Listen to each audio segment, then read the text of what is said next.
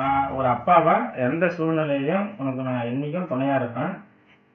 2வது இந்த சமுதாயத்துல ஒரு நல்ல குடிமகனை வளர்த்து உருவாக்கி குடுக்குறதுல எனக்கும் முக்கிய பங்கு இருக்கு. அத நான் சரியா செய்வேன்.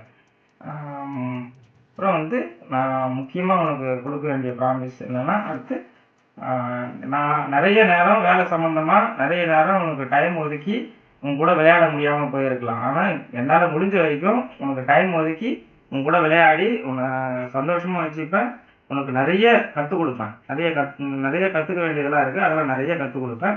அப்புறம் வந்து உன் படிப்பு சம்பந்தமா எந்த ஒரு அ முடிவா இருந்தாலும் சமரசமே ஆகாம, அ எது உனக்கு ரொம்ப பெஸ்ட்டோ அத நான் குடுப்பேன்.